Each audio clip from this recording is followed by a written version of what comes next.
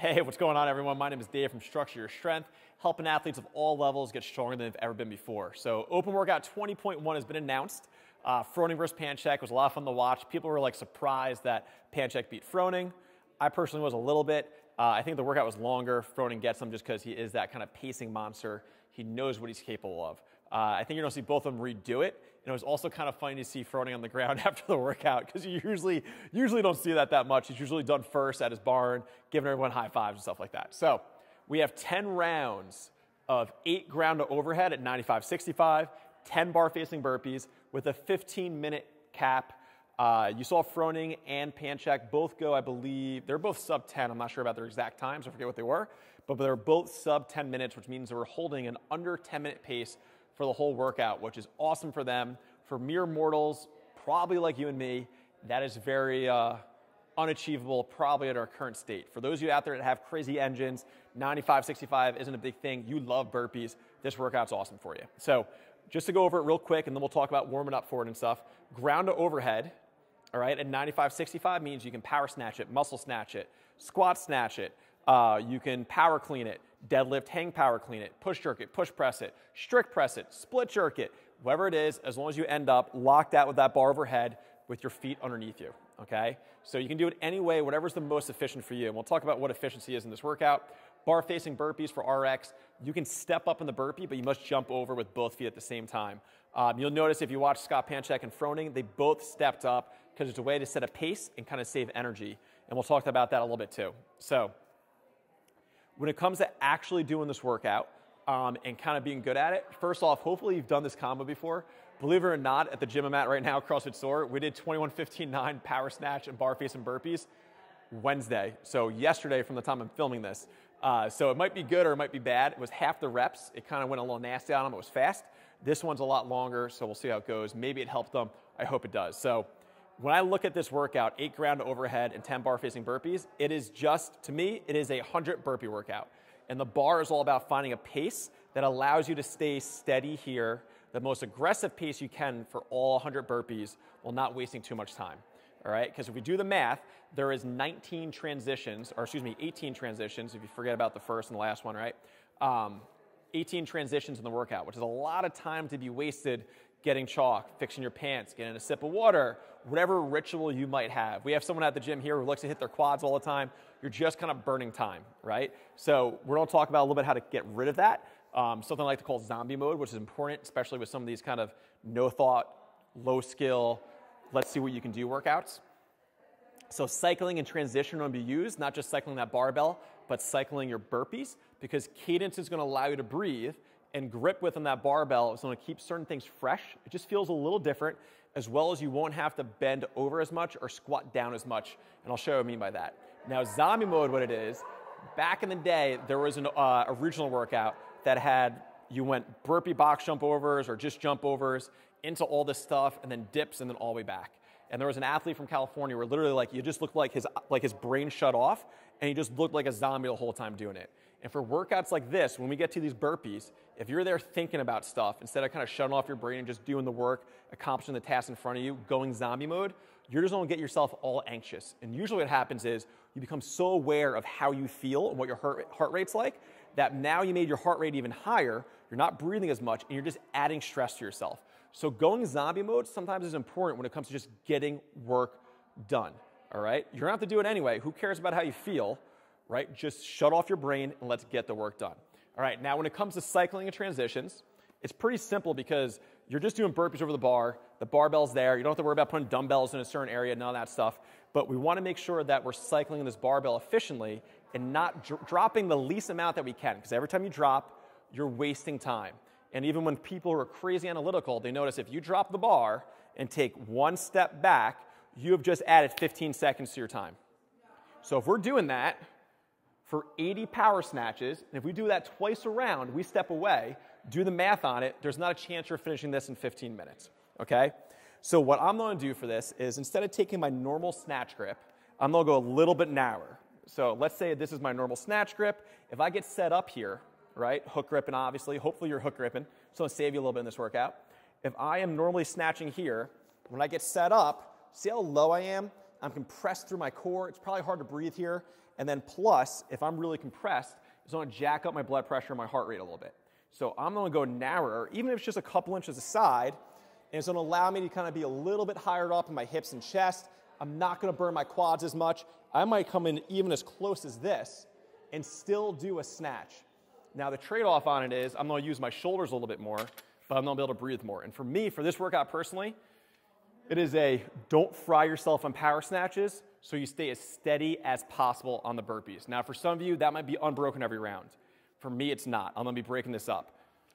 Most likely, I'm going to try and go 2 sets for as long as possible, probably doing 5-3 just because it feels better mentally than going 4-4. And then as time goes on, if I really fall apart, I'm never going to let myself do singles. And I'm probably not going to transition to power clean and push jerks just because I feel like it burns out your shoulders more. There's more breathing going on. I'm going to suck it up and do power snatches because I just feel like it's the best option. Now, if 95-65 is heavy for you, do power clean and push jerks so you can stay steady. You never take a long break. So when it comes to cycling, the other thing you'll notice with Scott Panchek and Rich Froning is when they went up overhead, they kind of had this moment where they breathed and they brought it right back down. And neither one of them got their hips that low like they're lifting heavy weight. They kind of stayed hips high. And most of the time, that's just because it's light enough weight, they can kind of muscle it up. They're not going to fry at their quads because they have all those burpees. So if you're an athlete where this weight's heavy, you might have to pay attention to that a little bit more. If you're a little bit stronger, it's okay to do a little bit more of a straight leg power snatch, barring you have no issues with your lower back, okay? Now, when it comes to the burpees, you'll notice that they kind of went on this very, very smooth pattern. You start to see Panchek put his hands down a little bit. He was really pushing the pace. Pretty obvious since he beat Rich Froning, and Rich Froning was on the ground afterwards.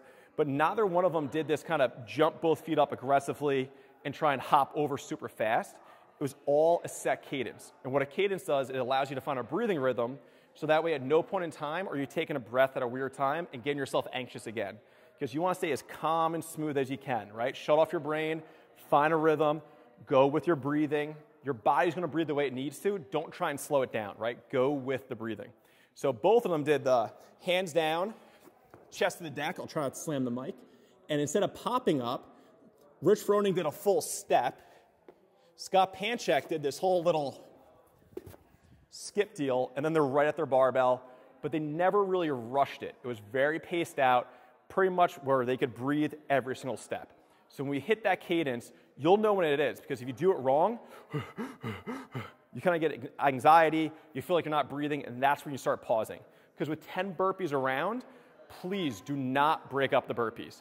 Now, when it comes to getting back to the barbell, let's say I finish my last burpee, I jump over the barbell, take a couple breaths. I'm going to have a set rhythm where no matter how I feel, no matter how I think I feel, I'm picking up that barbell. And I'm going to adjust my reps on the barbell before I'll adjust my rest time after the burpees. Because as soon as I say it's okay to slow down more after burpees, that's where all of a sudden it takes me an extra 20 seconds, extra 30, extra 40 seconds, and now time is slipping away. You're going to get time capped way earlier on the rounds than you think you will, and you really don't have a chance of getting 10 rounds in 15 minutes. If we do the math, you have to hold 90 seconds or less per round in order to finish. If I just add 10 seconds on one round and I get into that rhythm, I am losing more and more time, not a chance you're finishing it, okay? Now, you might look at this workout, think it's simple. You really need to warm up for it. So if you come closer to the whiteboard, we have a little prep, we have a little practice time, and then we have a primer, okay? I want you winded before this workout. This is all about lungs. It's not a heavy weight. If we don't get our lungs, our aerobic engine going, you're going to get that warmed up during it, and then you're in trouble. So for those of you that run, it's like that first mile you'll feel off.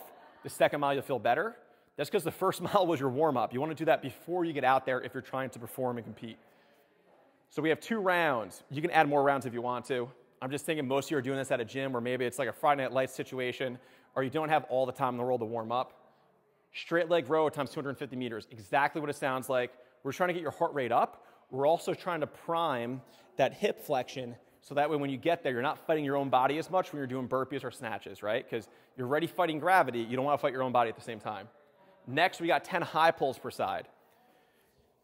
I personally love these, especially for any Olympic weightlifting day, because there is this action in Olympic weightlifting. We want to warm it up. I feel like it gets skipped a lot. So it's just think about your elbows getting pulled by a string. 10 reps per side. We're going to get ready for all this pulling that's going to happen. Nice and easy. And then next, we just have 10 dumbbell strict press. Just getting ready for all the overhead we got going. Even if you're not doing strict press, or push jerks in the workout, for snatches, we still want to see this. Next, we have 5 hips down push-ups.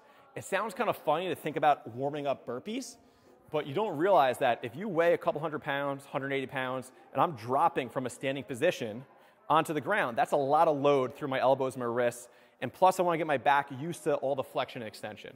So I'm going to be on the ground. It's exactly what it sounds like. Going to peel up, right back down. Peel up. We're just trying to prep all these upper body joints to make sure everything's good, as well as get our lower back ready for everything's going to happen. Next, you'll see 5 bottom of the burpees. And my athletes hate these, but they help a lot. So here I am, bottom of the burpee. Jump both feet up. Come on back. And all we're trying to do is get ready again for that burpee. Make sure it doesn't feel like anything new, and make sure we're not fighting ourselves at all. All right, 5 of those. We're just going to go through that 2 rounds, and your heart rate should get up. You should be a little sweaty. Add another round if you don't feel good. And then I want you to practice cycling that barbell. Just play around with your grip width. Don't make it something new in the workout. Practice before you get there. Practice those burpees. And then we're going to prime it. All right? We're going to go 3 power snatches fast. 3 burpees fast.